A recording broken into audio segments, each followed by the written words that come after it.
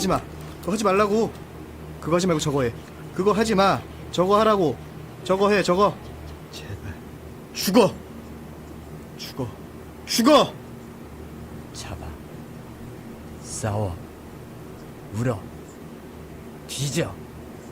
뒤져버려. 야, 귀약 먹고 뒤져버려. 그게 아니면 면도칼을 줄까?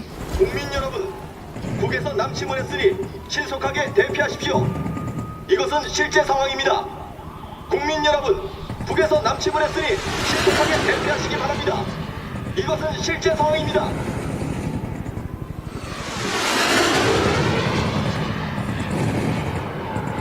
옥상에서 떨어져. 나 아줌마인데 평생 너 쫓아다니면서 괴롭힐 거야. 너 죽을 때까지. 고통을 줘서 다리도 잘릴걸? 그리고 뭘 그렇게 많이 먹니? 옥상에서 떨어져 죽어버려. 넌 살 가치가 없어. 죽을 자격도 없어. 넌 죽을 용기도 없고. 37년 동안 부모님 등쳐먹은 게 잘한 거니? 할 줄 아는 게 뭐 있냐? 할 줄 아는 것도 없잖아.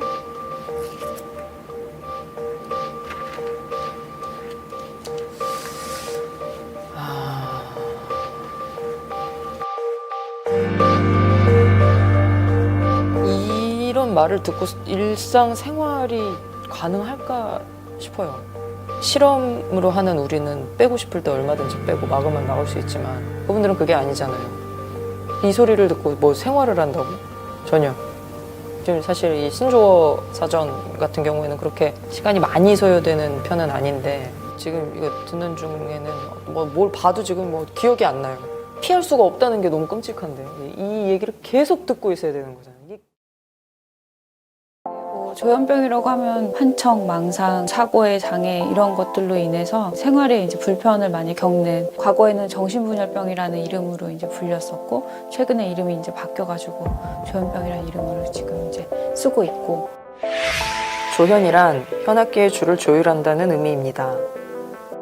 여기서 유래한 조현병은 현악기의 줄이 조율되지 못한 것처럼 환자의 신경계 혹은 정신의 튜닝이 적절히 이루어지지 않아 생긴 질환임을 은유적으로 표현한 병명입니다.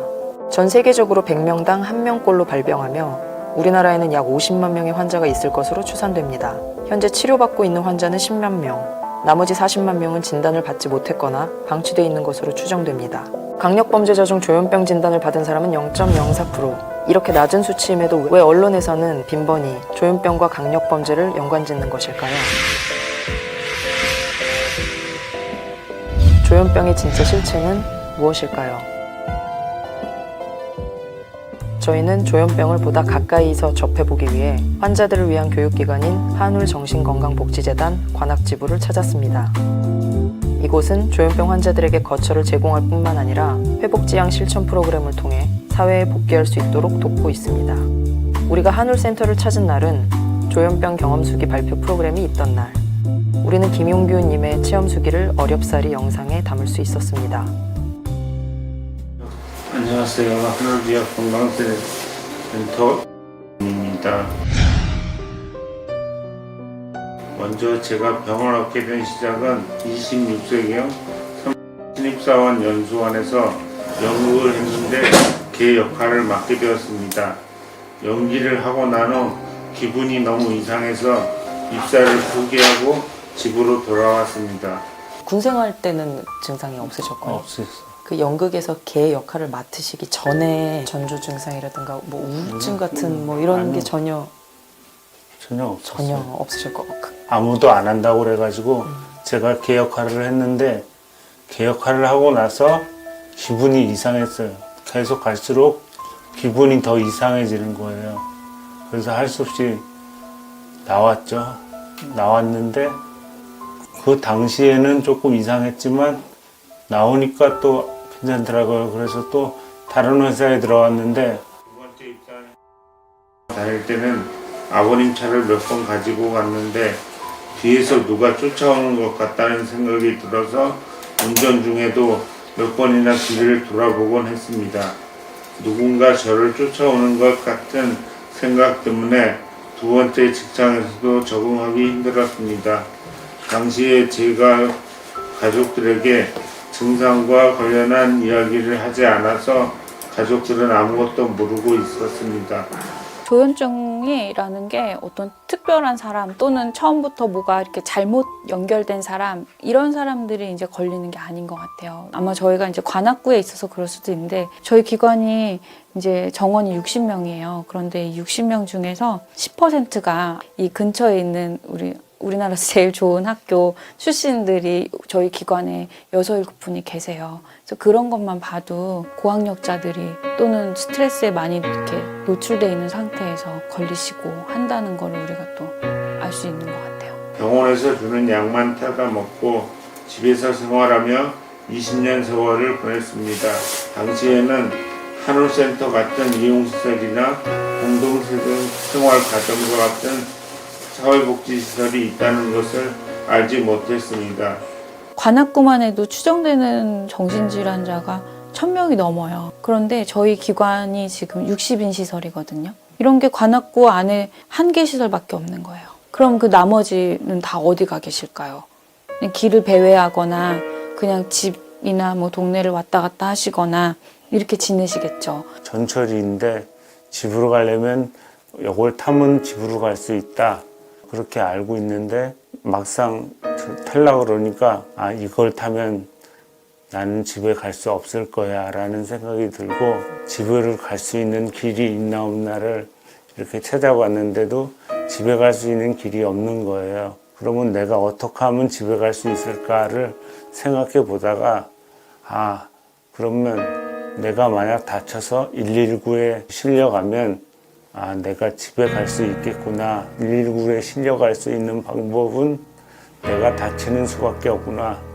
그래서 2층에서 떨어지면 어딘가 다치니까 119에 신고해 주겠지 라는 생각이 들어가지고 2층에서 뛰어내렸어요. 근데 머리부터 떨어진 거죠. 아쉽죠.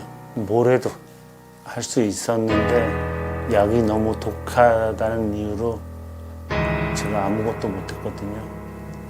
그냥 집에서만 잠깐 많이 있었고. 초기 증상을 앓고 있는 사람을 만약에 이렇게 만나게 되신다면 당장 병원에 가서 진단을 받으라고 말씀을 해드리고 싶어요. 왜냐하면 그냥 놔두면 생각이 바뀐다는 거를 사실을 이해를 못하고 그냥 그쪽으로만 따라가게 되거든요. 현재까지도 가지고 있는 증상과 대처 방법은 약만 잘 먹으면 큰 증상은 없었습니다. 일반적인 병하고 똑같이 약을 먹으면 괜찮아지니까 너무 걱정 안 하셔도 됩니다 라고 말씀드리고 싶어요. 약만 잘 먹으면 그 증상이 잘 안 나타나니까 정상적인 생활을 같이 할 수 있습니다 라고 말씀드리고 싶어요. 아마 오늘 선생님들도 저희들 오늘 만나보셨기 때문에 실제 우리가 이렇게 위험하거나 꼭 지역으로부터 분리돼서 살아야 되는 사람들이 아니라는 거 어느 정도 느끼실 것 같아요. 저희 만나고 가시면. 사실에 입각한 어떤 현상을 이제 보도하시는 거는 그야말로 언론의 자유라고 저는 생각을 해요.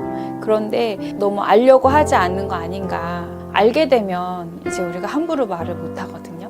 근데 이제 잘 모르거나 대충 알면 편견도 막 갖게 되고 이렇게 쉽게 이야기를 하게 되는 것 같아요. 우리처럼 이렇게 보이스리스 된 사람들에 대해서 뭔가 보도를 하거나 이럴 때는 조금 더 그분들에 대해서 이렇게 깊이 알고 해주셨으면 어떨까 이제 이런 아쉬움이 있는 것 같아요. 앞으로 저는 정신과 약을 잘 먹고 동료들과 여럿이 대화하고 긍정적 생각을 가지고 싶습니다.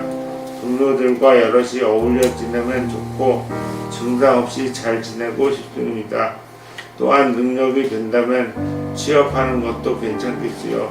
제가 좋아하는 노래도 잘 부르고 싶습니다. 지금까지 저의 이야기를 들어주셔서 감사합니다. 네, 감사합니다. 피디 선생님, 저 이거 찍어가면서요. 이 한 줄 꼭 좀 넣어주세요. 이거 하시면서 이 한 줄 꼭 넣어주세요. 우리는 죄가 없어요.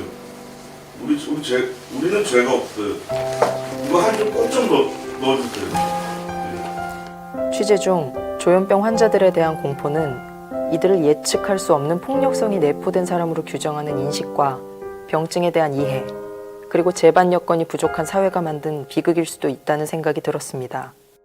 영상을 보신 여러분은 조현병에 대해 어떤 생각을 갖게 되셨나요?